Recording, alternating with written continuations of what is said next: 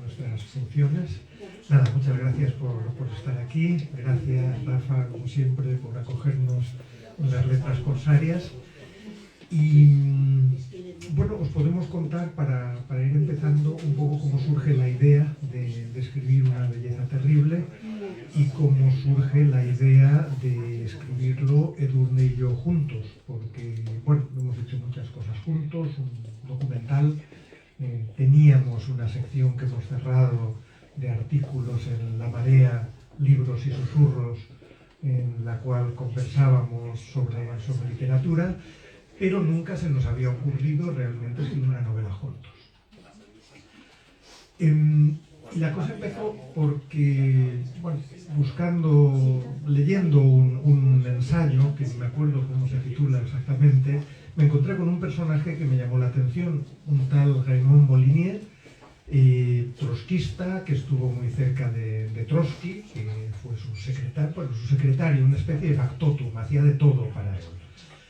Y que era un personaje muy peculiar, muy estrambótico, se inventaba grandes estafas para ayudar al partido, nunca se quedó con un duro de todo lo que hacía e hizo mucho para obtener dinero, pues para que Trotsky pudiese vivir en el exilio, por ejemplo, o para financiar la prensa del partido.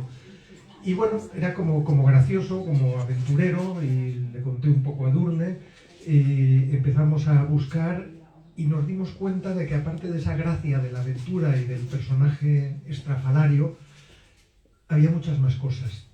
Había la posibilidad de contar el siglo XX, casi desde los inicios hasta casi el final, en dos continentes, Europa y América, desde la perspectiva o desde el mundo de la revolución, pero además de los márgenes de la revolución, porque el trotskismo nunca fue la fuerza principal del marxismo en Europa ni en ningún otro sitio, pero era gente que seguía peleando década tras década por un mundo mejor. Y además nos dimos cuenta de que, aparte de ese individuo, Molinier, que era muy interesante, había toda una serie de mujeres por ahí de las que no se sabía gran cosa, quiero decir, porque de Molinier todavía veíamos que había algún tipo de documentación y de ellas prácticamente nada, y que sin embargo eran tremendamente interesantes. Mujeres que también estuvieron, la mayoría de ellas, en el trotskismo, muy cerca de Trotsky, muy cerca de este Molinier, y que tenían, vamos a decirlo así, una vida propia, una historia que no se había contado.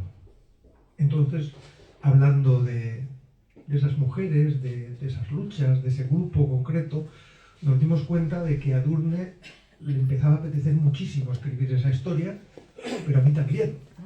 Y en lugar de decir yo la vi primero o empezar a echarlo a suertes o qué sé yo qué, dijimos, bueno, ¿y por qué no lo escribimos juntos si realmente a los dos nos está fascinando y vemos que hay algo que nos está llamando mucho para la escritura? Sí, entonces, bueno, en realidad fue una decisión bastante sencilla, porque tampoco estábamos muy seguros de que iba a salir algo de ahí. O sea, nos interesaba a los dos, decidimos empezar a investigar juntos quiénes eran todas estas personas y nos dimos cuenta también desde muy pronto que lo que nos apetecía no era solo investigar y descubrir quiénes eran estas personas, sino también investigar el propio proceso de escritura, ¿no? Es decir, bueno, ¿cómo vamos a hacer esto? ¿Cómo nos vamos a repartir por temas? ¿Vamos a asignarnos personajes? Y enseguida nos dimos cuenta de que eso en realidad no nos interesaba demasiado, ¿no? Que si el proceso iba a ser compartido, tenía que ser, o sea, una vivencia compartida, ¿no? Cada uno a hacer lo suyo y luego ver qué pasaba, ¿no? con el producto. Entonces empezamos desde muy pronto tanto la escritura como la investigación. Es decir, no dijimos, bueno, vamos a investigar primero todo lo que podamos y después escribimos, sino que según íbamos encontrando documentación, historias, contextos que nos interesaban, íbamos escribiendo desde el principio. Y también desde el principio compartimos lo que íbamos escribiendo pero no nos quedamos simplemente en compartir, en decir, bueno, tú lees lo mío, yo leo lo tuyo y hablamos, sino que desde muy pronto empezamos a intervenir en el texto de la otra persona. Es decir, sin pedir permiso, ¿no? Sin consideración, digamos, empezamos a intervenir en el texto del otro, la otra, pues corrigiendo, ampliando, sugiriendo, ¿no? Y así, desde muy pronto, yo creo que fuimos creando no tanto la voz, ¿no? Porque si alguien ha leído aquí la novela hay muchísimas voces, y de eso podemos hablar también, sino como un tono, una atmósfera, y también como un entusiasmo compartido, ¿no? de lo que estábamos investigando. Yo creo que eso se iba filtrando enseguida en lo que estábamos creando.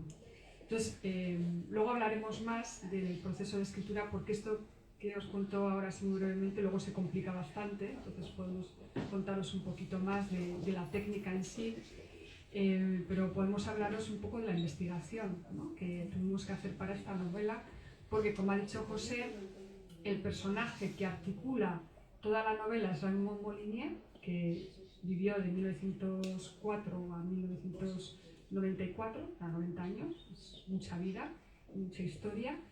Él articula la novela desde París, en esos primeros años de vida, hasta 1940, que se va a América, pasando por Príncipe, donde estuvo con Trotsky en el exilio, por un montón de ciudades francesas, también donde acompañó a Trotsky, hasta pasar a América en 1940, donde está, sobre todo en Argentina, hasta 1977, o sea que ya podéis intuir que es el contexto de, pues eso, de toda la violencia política en Argentina, las dictaduras y demás, cuando en el 97 regresa a Europa, 77, sí, gracias, regresa a Europa y ya para morir en el 90 en Cataluña. Entonces, bueno, ese marco temporal y geográfico es la articulación de la novela, pero como ha dicho José, hay un montón de mujeres en torno a Raymond Molinier con una vida propia, pero muy difícil de investigar, porque, y de esto vamos a hablar un poquito enseguida, son mujeres que tienen historia, pero que su historia no queda reflejada en los anales de la historia, ¿no? Ni en el archivo. Entonces, la investigación en torno a estas mujeres es algo que nos ocupa bastante tiempo, porque además son mujeres, Raymond, bueno, no es una persona que conserve las relaciones afectivas durante mucho tiempo, o las conserva, pero de diferentes maneras.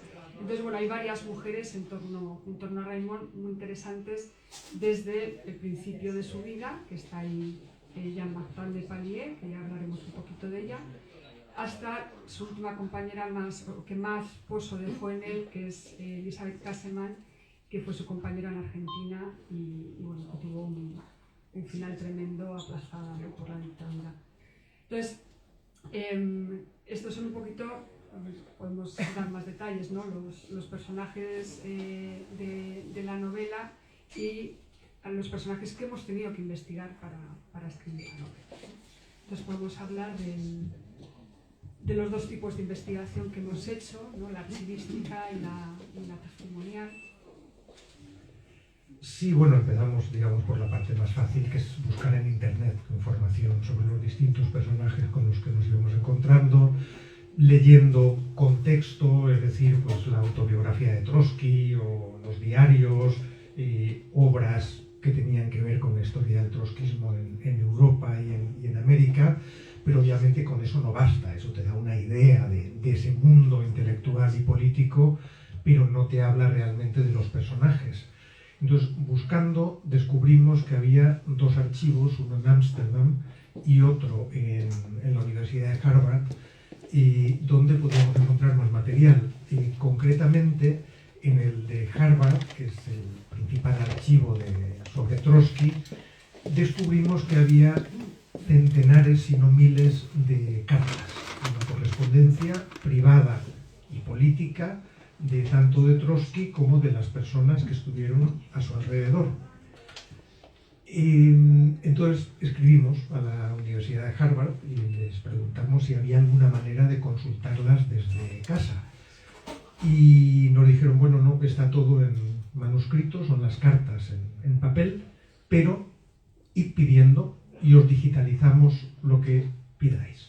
Que es una maravilla, claro, que una biblioteca te diga que sí, que tú pidas con una condición, de que no pidas más de 5 cajas de cartas a la vez. Entonces, bueno. El tamaño de las cartas os podéis imaginar. Hay cientos y cientos de cartas y de telegramas. Y de telegramas y de todo.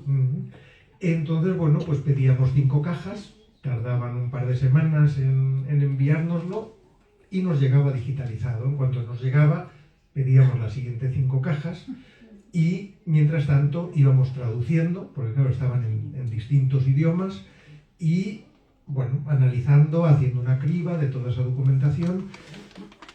Lo bueno de ese trabajo es que nos permitió no solo acceder a la historia política de todos esos personajes, sino también a una parte de la historia íntima.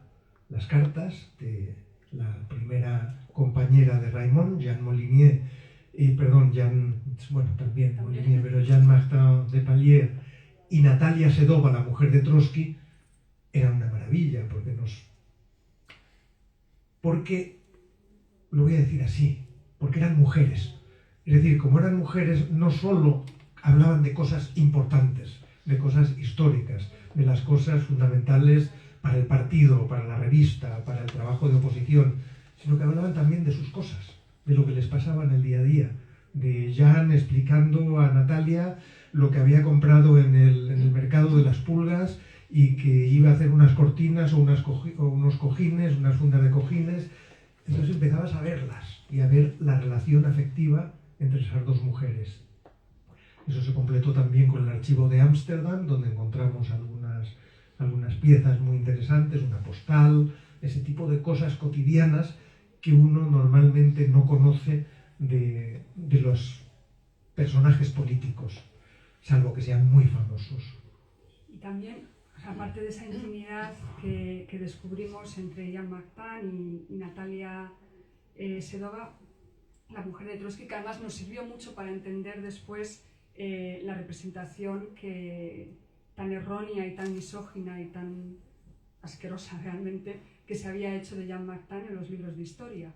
Porque bueno, ella llega a un momento, esto aparece en la novela porque ella es una de las protagonistas, que ella se enfrenta con Trotsky por la custodia del nieto de Trotsky, que lo había cuidado Jeanne durante muchísimos años, y como se enfrenta a Trotsky, a partir de ahí es una histérica, es una me tomen todo, Trotsky ni siquiera es capaz de admitir que tuvo una relación Jeanne con su hijo durante 8 años.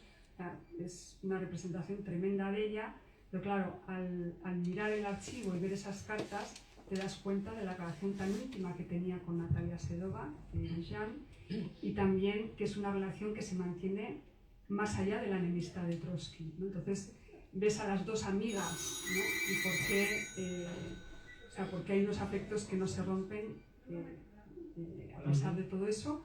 Y luego también ves el trabajo político de Jeanne Martin, ¿no? Una mujer que la historiografía solo ha dicho de ella que es una histérica y una roba niños, cuando en realidad ha sido una mujer que ha estado en el centro del trotskismo durante décadas. Entonces tenía ese doble componente que al descubrirlo, claro, de repente empiezas a ver los libros de historia y dices, ¿pero qué han hecho con esta mujer? ¿Qué han hecho con su memoria y con su representación? Y bueno, y luego además que si de Jeanne Martin se sabía un poquito más, lo que nos permitió esa investigación de las cartas fue también adentrarnos un poco en algún personaje absolutamente silenciado, como la segunda mujer de Molinier, Vera Lanis, de la que prácticamente no se encontraba nada, salvo una entrevista que le hicieron ya cuando era muy mayor, no encontrábamos material sobre ella. Y entonces, bueno, pues ahí por lo menos encontramos también 2 o 3 cartas suyas que tuvimos, es así, que hacer traducir del ruso, porque Vera escribía en ruso con Trotsky y con Natalia. Y bueno, pues esa fue toda una fase de investigación que fue muy interesante, también algunos documentales que encontramos por ahí, que nos ayudaron con otros personajes, Elizabeth Kesselman. Pero claro, como decía Edurne, en 1940 Raimon se va a América. Pero no solo se va a América, desaparece. Se dice que se va con un circo ambulante a recorrer América, se dice que se ahogó, se dice que dejó la vida política. Lo que en realidad sucede es que Raimon, que nunca dejaría la vida política en sus 90 años de vida, empieza a utilizar alias. Es el viejo Marcos, es el viejo, es el francés, pero en el mundo trotskista se lo conoce. En el mundo no solo trotskista, también, digamos, revolucionario. Pero nadie sabe que es Raimon Molinier hasta los años 60, que él un día va y se presenta en un congreso y dice: hola, estaban hablando de él, soy yo. Y ese yo era un individuo que llevaba un montón de años activo, pero con distintos nombres, disfrazado. Encontramos sus visados de entrada en Brasil en varias ocasiones, va cambiando de aspecto, va cambiando de profesión, ha cambiado su nombre también en su documentación. Entonces nos encontramos con una época en la que el archivo ya no nos ayuda. Y es cuando empezamos, nos decimos, bueno, alguien tuvo que conocerlo. Vamos a ver si encontramos a gente que lo conoció. Y buscando, pues unos nos enviaban a otros y poco a poco fuimos encontrando una red de personas que lo conocían, que había militado con él, que había estado en la clandestinidad con él.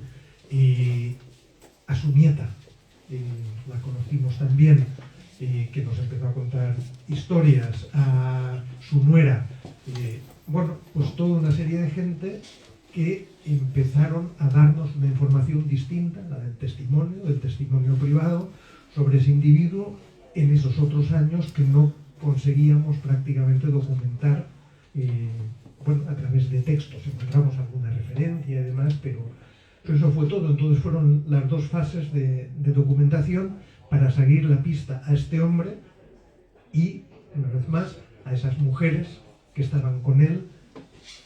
3 de las 4, digamos, principales activistas políticas: Elizabeth Kesselman, que mencionaba Edurne, una joven alemana que luchó contra la dictadura de diferentes formas, que fue pareja de Molinier, aunque le separaban 40 y tantos años, ¿no? Que falsificaron pasaportes juntos para poder ayudar a gente que huía de las dictaduras. Y se me ha ido el santo al cielo. ¿Qué te iba a decir? Sigue tú. Bueno, yo creo que, a ver, todo lo que cubre el trabajo de investigación, yo creo que más o menos ya, o sea, todo lo que es el trabajo de investigación está cubierto. Claro, ¿qué hacemos con toda esta información, ¿no? Podríamos haber escrito 7 novelas, 8, o sea, la cantidad además de personajes interesantes que hay, no ya simplemente estas 4 mujeres, Raimon, algunos del hermano de Raimon, por ejemplo, Henri Molinier, otro revolucionario mítico. Hay un montón de gente súper interesante que nos vamos encontrando, y anécdotas reales y falsas sobre Raimon Molinier no os podéis imaginar, porque es un hombre que inspira a muchos mitos y muchas leyendas, ¿no? Pues entre el trabajo clandestino, luego lo que decía José al principio, que es entre estafador y empresario, ¿no? Aunque sea todo para la causa, pero monta 1000 pifostios en Argentina, en París, en todos sitios por donde pasa, monta algún tipo de negocio delirante. Entonces, podríamos haber escrito mucho en el plano del anecdotario, ¿no? O sea, podríamos haber ampliado un montón esta novela en páginas, o incluso, como digo, hacer una saga. Pero a nosotros nos interesaba otra cosa, ¿no? Lo que nos interesaba de Raimon, de todas estas mujeres, de toda esta tropa, digamos, que vamos conociendo, tiene más que ver con una cuestión de, no sé, de coherencia, de fe, ¿no? Bueno, no sé si han declarado ya el nuevo Papa, por cierto. Estamos aquí, ha acabado el conclave, todavía no, ¿no? Todavía no, que no se sabe. La digresión. Entonces, nos interesaba mucho entender qué movía a toda esta gente, ¿no? Para sacrificar su vida que podía ser en sentido literal, ¿no? Morir por la causa que creían o sacrificar toda su biografía, dedicar toda su vida a luchar por una serie de ideales, en el caso de Raimon, a montar incluso negocios que podrían haber sido millonarios, pero siempre en beneficio del común, siempre en beneficio de una sociedad que ellas y ellos soñaban, que se confundieran, que harían cosas que igual, no sé, cualquiera de nosotros no nos atreveríamos a hacer, o que supondría igual un conflicto ético, pero en el fondo lo que les movía era eso, ¿no? Era esa capacidad de imaginar y de soñar un mundo mejor, y dedicaron toda su vida a ellos, ¿no? A ello. Entonces yo creo que uno de nuestros motores para partir de esa documentación, intentar imaginarlos en acción, ¿no? Imaginar sus vidas, imaginar sus afectos, imaginar las relaciones entre ellos y ellas, era intentar entender mejor esa dimensión, ¿no? de sus vidas. Y en el caso de las mujeres, y con esto ya hemos apuntado un poco con el comentario sobre Jeanne Martin, nos interesaba mucho también, iba a decir rescatarlas, pero suena como demasiado grandilocuente, pero sacarlas de ese silencio histórico. En el caso de Jeanne, sacarla del archivo, porque lo que nos sorprendía mucho es que todas las cartas que pedimos de Jeanne Martin y de Natalia, incluso la poca información que había de Vera Lanis, no estaban digitalizadas. Eso significa que nadie las ha pedido. Posiblemente se hayan consultado igual a mano, pero después de esa consulta no ha habido una investigación publicada, no ha habido un ensayo, no ha habido nada con esa información. Y joder, estamos hablando de una mujer que estuvo junto a Trotsky, que fue la compañera sentimental de León Sedó, el hijo de Trotsky, durante 8 años. O sea, que simplemente por eso ya tiene cierta importancia, porque ves que está en el centro del movimiento, pero que además de eso fue traductora, fue una pensadora, fue una mujer muy activa políticamente. Cuando todos huyen de Europa, ella se queda en Europa, en la resistencia antinazi, ayudando a los compañeros trotskistas a escapar. O sea, es una mujer con un valor político muy grande, ¿no? Y no hay nada, nadie se ha ocupado de ella, ¿no? Entonces, bueno, eso también era una motivación para nosotros, es decir, estas mujeres vale la pena que se conozcan, ¿no? Y ese fue el caso también de Vera Lanis, que Vera Lanis le dio su apellido a Natalia y a Trotsky cuando se movían clandestinamente por Europa, convivió con ellos y también fue traductora, ¿no? Porque además sabía ruso, era una traductora súper importante para Trotsky, y en ningún momento se le menciona, ¿no? En el caso de Elizabeth Kasseman, que también es una mujer muy activa políticamente, sí hay más información, porque su familia hizo una fundación en honor a ella, y bueno, tienen ahí documentos que de todas maneras no quieren compartir, pero bueno, que esa es la pena. Pero bueno, sí han hecho algún documental y hay información que se puede acceder a ella, ¿no? Pero bueno, también era reivindicar la figura de una mujer tremendamente idealista, comprometida, activa en la guerrilla, y aunque esa parte a veces se niega, y que murió de la manera más terrible, ¿no? Como os podéis imaginar, en un centro clandestino de detención de la dictadura argentina. Entonces, todas estas historias nos conmovieron mucho cuando las fuimos descubriendo, y quisimos también darles una dimensión literaria y novelesca, según nosotros entendemos la novela cuando estamos tratando personajes que han existido de verdad, ¿no? Y esto igual lo puedes contar tú. Vale, pues lo cuento yo. Sí.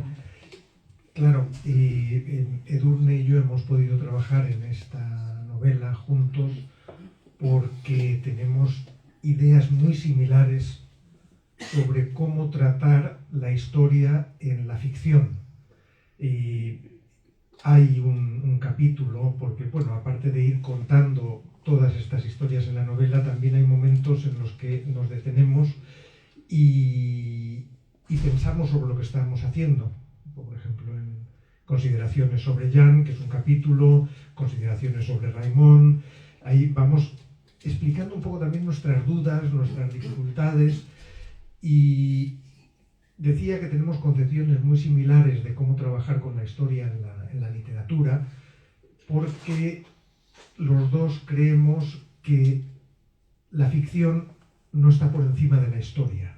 Hay escritores que dicen que la ficción tiene sus privilegios y que cuando la ficción está trabajando, los hechos históricos se pueden cambiar, si convienen a la ficción. Esa es la libertad del creador. Esto suena muy bien, pero a nosotros no nos gusta esa libertad del creador. Pensamos que la ficción nunca debe contradecir los hechos históricos. La ficción no debe contradecir el documento, ni siquiera el testimonio. Puede luego investigar esos testimonios, investigar esos documentos, pero debe atenerse a lo que ha sucedido. Entonces, ¿cuál es la parte de ficción? Bueno, pues ahí hacemos una distinción entre invención e imaginación. Nosotros no queremos inventar, no queremos inventarnos historias, queremos imaginar a partir de los datos. Es decir, si Raymond Molinier se va a Noruega y se encuentra con Trotsky, Trotsky lo expulsa del partido, nosotros no nos vamos a inventar nada, no vamos a cambiar nada, pero sí vamos a intentar imaginar cómo se sentía Raymond, qué pensaba en esos momentos. Claro, ahí me diréis que la frontera entre imaginación e invención no está del todo clara. Por supuesto que no lo está. Hay una zona gris, pero también en eso que estamos imaginando estamos utilizando todos los documentos con los que contamos. Por ejemplo, con 2 actas de la reunión entre Trotsky y Molinier en Noruega.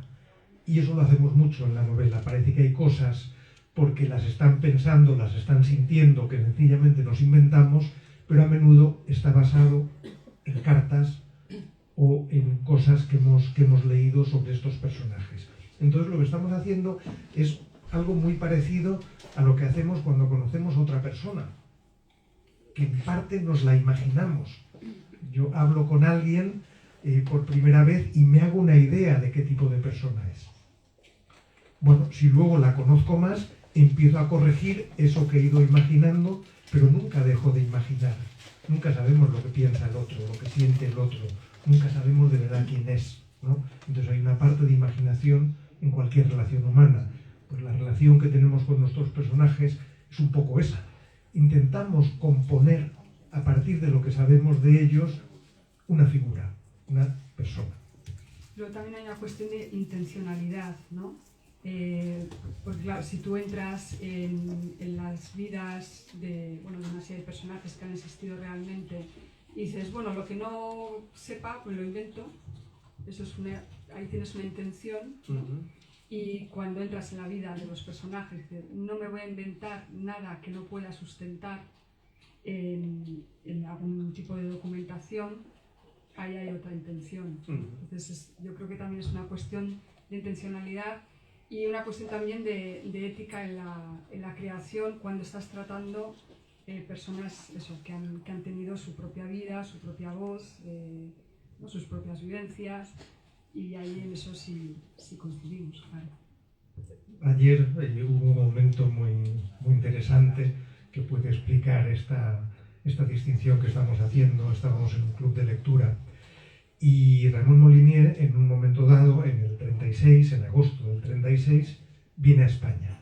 Él viene a apoyar al POUM, Partido Obrero de Unificación Marxista, que estuvo muy cercano a Trotsky, luego se alejaron, no me voy a meter ahí, pero claro, una persona del público nos decía, pero bueno, es que este capítulo sobre Raymond que viene a España, él viene a España, lo echan, se va y ya se acabó, pero no hay nada más.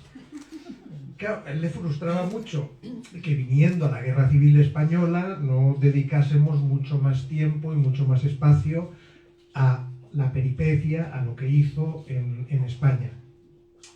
Claro, cualquier persona que piense con un sentido comercial diría, hombre, estaría bien ampliar la parte española, ¿no? Porque vamos a vender nuestro libro, sobre todo en España, si hay una parte más amplia en la Guerra Civil, con el POUM, además que tiene este halo romántico y revolucionario, pues seguro que nos va mejor. Pero es que no es verdad, es que lo echan. Es que según llega Raymond Molinier, sus amigos trotskistas del POUM le dicen, vete, ahora mismo no nos puedes ayudar para nada. Y se va.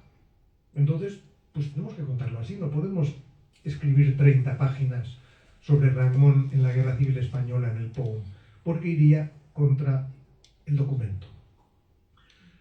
Podríamos haber aprovechado que Raimon no dice la verdad en una autobiografía incompleta que tiene, porque él dice que luego se va a Madrid.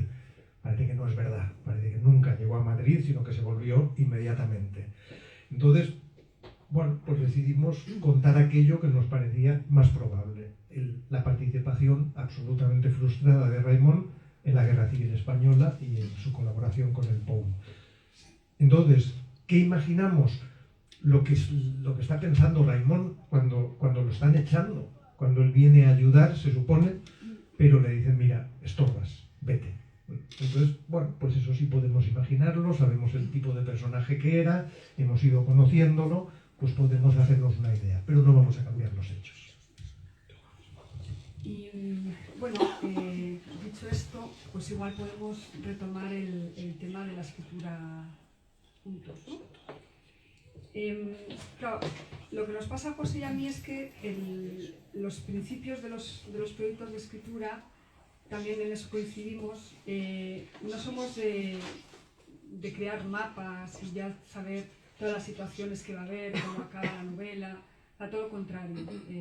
Escribimos a partir pues, de una escena, una idea, la vida de un personaje, y aunque sepamos pues, que al final, y esto no es destripar la novela, se mueren todos, porque sus biografías acaban cuando acaban, no sabemos qué vamos a contar. Entonces, y tampoco somos muy ordenados al principio en cuanto a estructura. Y eso no significa, esto también nos gusta decirlo, no significa que no nos importe la estructura, nos importa muchísimo y la trabajamos un montón, pero ya cuando tenemos buena parte del material escrito. Entonces, claro, si ya de por sí eso es complicado, dos personas a la vez haciendo eso, pues puede ser una locura, ¿no? Pero desde el primer momento nos dimos la libertad de escribir lo que nos diera la gana en el momento a cada uno y ir construyendo, ir creando texto a partir de ese deseo, ¿no? de escribir. Entonces, el principio en realidad fue un poco caótico. O sea, visto desde ahora, en el momento no se sentía, ¿no? Nos asustaba igual un poco la idea de no saber, o sea, de que se nos fuera todo de las manos. Sí, de hecho yo te daba la lata de vez en cuando diciendo, pero yo no sé si aquí tenemos una novela, tenemos textos, pero no vamos a conseguir una novela con este desbarajuste. Pero lo conseguimos. Sí. Y yo creo que lo conseguimos porque, o sea, yo por ejemplo empecé escribiendo sobre Isabel Kasseman, cuando estábamos investigando sobre Jean Martin. Esto, bueno, es uno de los pocos textos en los que yo hablo en primera persona porque es parte de mi diario, que nunca lo hacemos, publicar así cosas tan íntimas, pero en este caso tenía sentido para nosotros incluir parte de nuestro diario, parte mía y parte de José. Y yo empecé escribiendo a Elizabeth porque en ese momento era lo que necesitaba y era un poco también el ejercicio de escritura que necesitaba para arrancar, ¿no? Cuando en realidad estábamos abriendo las cajas de Jean Martin. Entonces era como estar en dos espacios y dos momentos temporales totalmente diferentes y también viviendo voces, ¿no? muy distintas. Y tú empezaste igual también con Elizabeth, ¿verdad? No sé. Y luego ya nos fuimos con Raimon. Yo creo que no empecé yo con Raimon, con la escena de Raimon niño. pues igual. Pues no me acuerdo. Bueno, da igual. Igual os contamos todo al revés. Pero bueno, el caso es que cada uno empezó por donde, eso sí es verdad, por donde le dio la gana. Sí. Y como decía antes, al principio, además, fue un momento en el que José estaba de promoción con Vibración, que también estuvo aquí. ¿Ahí te acompañé yo igual? Sí, vinimos juntos con Vibración. Bueno, da igual. Entonces, él estaba viajando mucho, yo estaba más en casa, entonces nos enviábamos los textos que íbamos escribiendo y nos los comentábamos por escrito, era como un poco relación epistolar, muy bonita, ¿no? En ese momento. Y Y es cuando empezamos a decir, bueno, es que no estamos escribiendo cada uno su texto para su novela y el otro le da comentarios constructivos, ¿no? Lo estamos escribiendo juntos, así que hay que ir más allá. Y es cuando empezamos a hacer esto de la intervención. Vamos a permitirnos intervenir en el texto del otro o la otra sin permiso. Y nos dimos cuenta que nos gustaba, porque había como una apropiación del texto que obligaba a la persona que lo había escrito a bajar la guardia y asumir que la autoría ya no era propia, ¿no? Que era por lo menos autoría compartida. Pero eso tampoco fue suficiente, ¿no? Porque la autoría compartida no es crear un solo texto, es desde cada cual ir creando y ir intercambiando, ¿no? Entonces, el proceso de intervención se hizo cada vez más radical y más constante, ¿no? No esperábamos mucho para compartir, y creo que cuando ya asumimos que nos teníamos que olvidar de esta cosa de la autoría, fue cuando empezamos a notar que, a pesar de estar creando muchas voces diferentes, porque cada capítulo es una voz, ¿no? A veces alguna se repite, pero cada capítulo es una voz. Y nos empezamos a dar cuenta de que, a pesar de que eran voces muy diferentes, había una atmósfera común, había un tono de fondo común, ¿no? Y entonces ya fue cuando dimos el siguiente paso.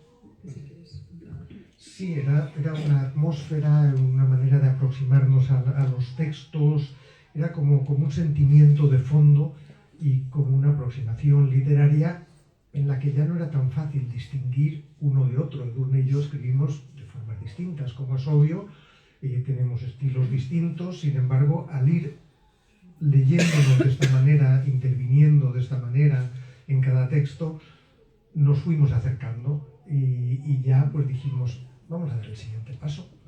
Pero espera, antes del siguiente paso también, es que me estoy acordando ahora, ahí fue cuando también empezamos a completar los capítulos del otro. Sí. Si algún capítulo quedaba así un poco medio acabado y yo decía, no sé si más por aquí, de repente al día siguiente, esto ha crecido, ¿no? Entonces, también si pedimos permiso, el otro entraba en el texto y decía, pues igual por aquí voy a probar algo, ¿no? Y alargaba o cambiaba el capítulo, lo llevaba a otro sitio. Sí, o incluso, ahora no recuerdo ya qué capítulo era, pero recuerdo que escribí uno de ellos y en un momento dado dije, pero no está bien, faltan cosas, no acaba de cerrarse. Edurne, ¿por qué no lo acabas tú? Entonces, pues lo acabó Edurne. Pero bueno, pues todavía no nos bastaba como formas de escribir juntos, nos faltaba la prueba definitiva y un poco delirante, que era abrir el mismo texto en dos pantallas, con dos teclados, en Google Drive. Entonces yo escribía algo y Edurne a lo mejor tachaba algo y mi texto iba cambiando según intervenía Edurne.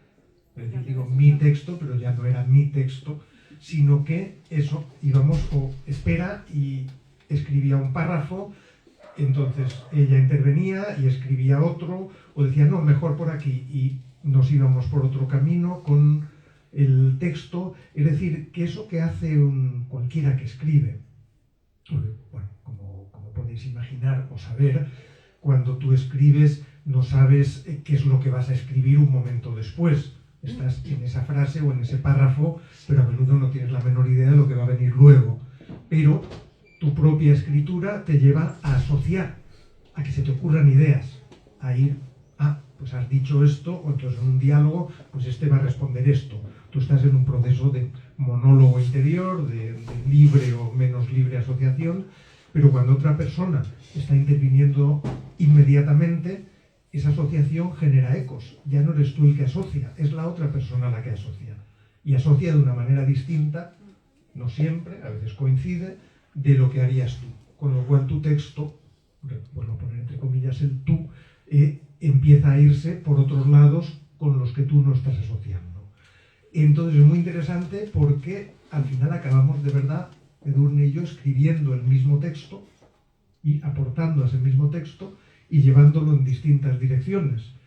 Y Y yo ahora mismo hay momentos en los que no sé si lo escribí yo o lo escribió Edurne. Hay párrafos enteros que ahora cuando releo digo, pero esto, ¿quién lo hizo? Bueno, por suerte da igual quién lo hizo. Sí, también porque cuando... Claro, esto ya fue... Claro, para llegar ahí hubo un proceso. Claro, que si el primer día nos ponemos a hacer eso, pues no sé qué hubiera pasado, ¿no? Pero ya había un proceso y ya teníamos como muy internalizado ese tono, esa atmósfera. También una afectividad, ¿no? Y una sensibilidad que yo creo que es muy compartida en el texto. Y luego luego, si no lo digo, recuérdame lo de la corrección, pero si no se me va a ir este hilo. Una de las cosas de la que no hemos hablado mucho, pero pues, que hemos apuntado un poco, es nuestra presencia en el texto, ¿no? Lo que he dicho yo de los diarios, lo que ha dicho José de nuestras propias reflexiones, nuestras dudas con la escritura. Decidimos incluir eso al final, y esto tuvimos bastantes dudas sobre si exponernos tanto y si meternos a nosotros mismos como personajes en la novela, porque es lo que hacemos. Tuvimos muchas dudas, pero luego nos pareció que igual podía ser interesante, y eso quien lea la novela lo tiene que juzgar, si no sería interesante que también, por una vez, los lectores y las lectoras descubrieran qué es lo que pasa cuando escribimos. ¿Cómo nos afecta la escritura? ¿Desde qué lugar emocional escribimos? ¿Qué está pasando en nuestros cuerpos en ese momento? Si hay una enfermedad, si hay una preocupación, si hay una obsesión. Eso marca cómo entendemos los personajes, cómo imaginamos, en qué nos enfocamos cuando escribimos. Y por eso decidimos al final incluir esos fragmentos, ¿no? Porque os dan una idea también de cómo se escribe una novela, desde qué lugar, ¿no? Intelectual, pero también afectivo y sentimental. Entonces, este ejercicio que hicimos ya en los últimos 2 meses o así de escritura, me imagino que fueron, ¿no? Por lo menos 2 o 3 meses de escritura, creo que también influyó mucho en cómo íbamos llegando al final de la novela, ¿no? También afectivamente. Y luego corregimos todo de esa manera. O sea, toda la novela la corregimos los dos a la vez. Bueno, la primera corrección igual no, ¿o sí? Yo creo que ya desde el principio. Ya desde el principio, ¿verdad? Sí. Nos sentamos los dos y íbamos corrigiendo eso, página tras página, en las 3 o 4 correcciones que hicimos. Entonces, yo creo que igual también eso ayudó después a que la autoría todavía se quedara más diluida, ¿no? Al final, salvo en esos fragmentos que nos identificamos en primera persona. Sí, pero incluso en esos fragmentos sí nos ha pasado que como a veces la identificación llega tarde, por ejemplo en el que escribo yo, las consideraciones sobre Raimon, y no sale que soy yo quien está hablando hasta el final. Pero hubo gente que me dijo, pero yo creía que estaba leyendo a Edurne. Y cuando sales tú de pronto en masculino, pero ¿qué dice? ¿No? Entonces, incluso en esas partes había ya una especie como de contagio literario que es muy interesante, ¿no? Que pueda funcionar de esa manera. Yo creo que vamos llegando al final. ¿Tú querías decir algo más? No, de la corrección ya lo has dicho. Sí, únicamente estaba pensando, quizá para que entendáis nuestra fascinación por los personajes también, aparte de todo lo que hemos dicho, yo creo que hay algo importante, y es, por supuesto, hay una épica de los perdedores, ¿no? El perdedor es un personaje atractivo en la novela, y todos estos personajes son perdedores en muchos sentidos, pero lo que nos fascina, creo yo, no es solo que pierdan, es que pierden y siguen luchando, es que nunca lo dejan. Una cosa que ya nos había fascinado previamente con Raimon, es que él es trotskista toda su vida. Es trotskista cuando Trotsky lo echa del partido, cuando Trotsky lo humilla. Él no es que le dé igual, pero Trotsky me necesita y el trotskismo me necesita. Entonces él sigue militando toda su vida. Cuando la perestroika, lo primero que hace Raimon Molinier es montar una campaña para que se reivindique la figura de Trotsky. Él tiene ya 70, se rehabilite a Trotsky. Él tiene ya 70 y tantos años. Y él sigue yendo a manifestaciones en París con la Liga Comunista Revolucionaria, y como ya está muy mayor, pues a veces va en la manifestación, cuando pierde el ritmo se mete en el metro, continúa un par de paradas y retoma la manifestación y sigue con ellos. Más adelante aún tienen que llevarlo los compañeros más jóvenes trotskistas que no, bueno, todavía no va en silla de ruedas, pero que le ayudan para que pueda continuar. Su gran amigo, que sería otro personaje increíble, pero que le hemos dejado porque era demasiado, Pierre Frank, va a las manifestaciones también con 70 y tantos años, con un casco de moto puesto para los golpes, que no le afecten tanto. Es decir, esa gente que nunca deja de creer. No ya solo no deja de luchar, sino no deja de creer, que es una cosa que nos parece muy interesante vista, vamos a decir, desde nuestro siglo, en el que es tan difícil creer.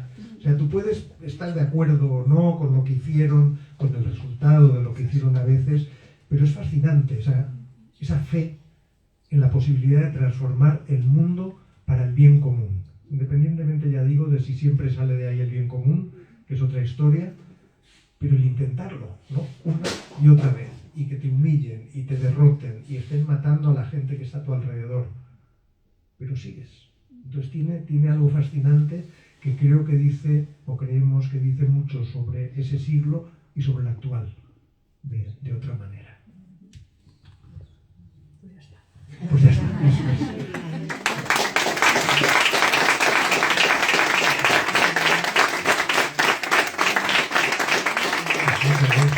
Si queréis hacer algún comentario, alguna pregunta, tenemos unos minutillos. Sí.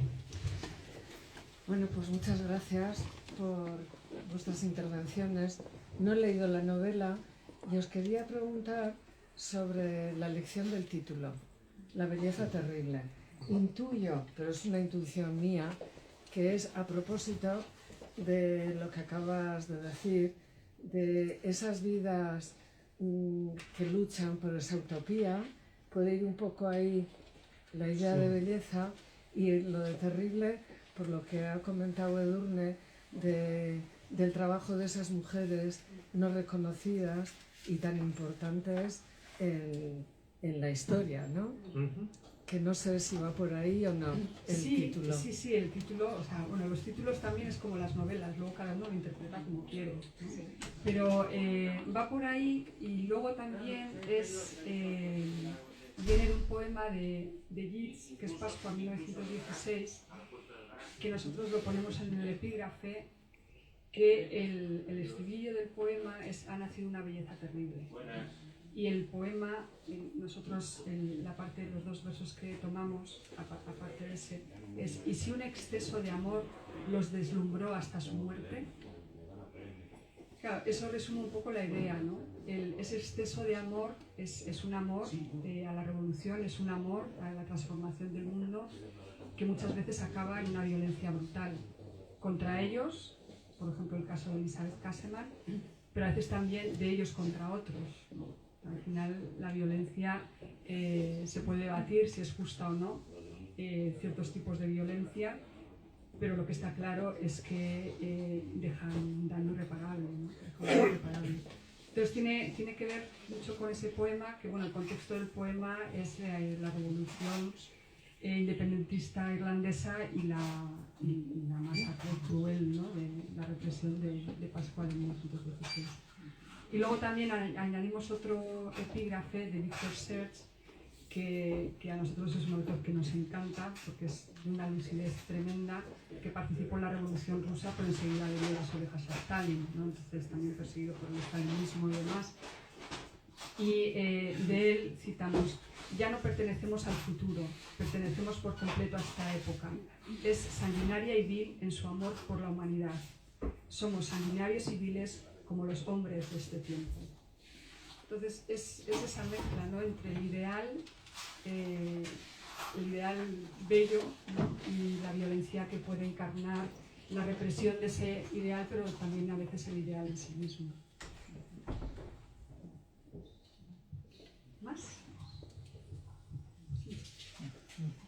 cara gorda, pero es esto gafas de sol. Es que tengo 10.000 cosas que preguntar.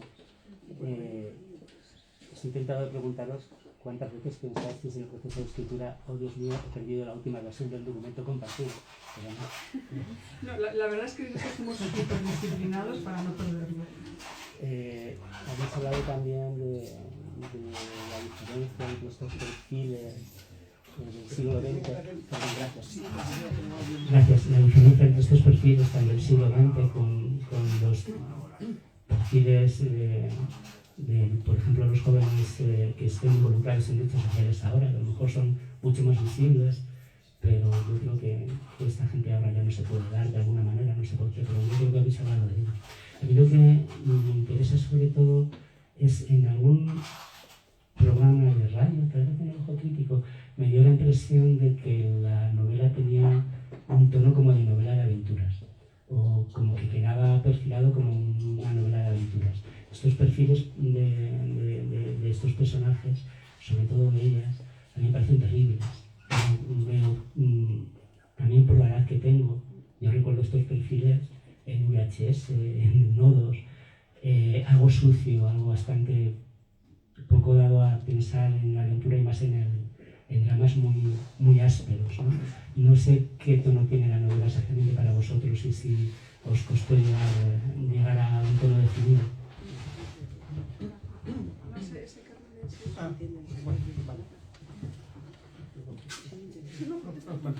Sí, no, el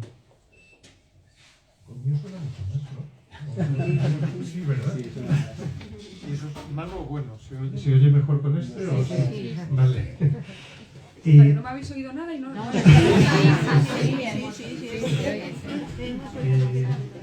Bueno, estábamos diciendo estos días que ni Edurne ni yo somos escritores de novelas de aventuras. Que aunque este individuo que nos fascinó al principio, en el sentido también de que nos divertía, pues porque es alguien que se disfraza o se convierte en rico industrial y se va al hotel más lujoso de Bruselas y se hace pasar por este industrial para montar una estafa para conseguir pasaportes de belgas para utilizarlos para gente que está huyendo en la resistencia. O monta un circo en Lisboa en plena Segunda Guerra Mundial y ese circo contrata artistas de toda Europa, consigue el permiso del consulado alemán en Lisboa, hacen 3 representaciones para el consulado alemán, pero la mayoría de los que están allí no son artistas, son fugitivos del nazismo que se ha conseguido traer Raimon con esa artimaña. Entonces, todo eso son historias de novela de aventuras.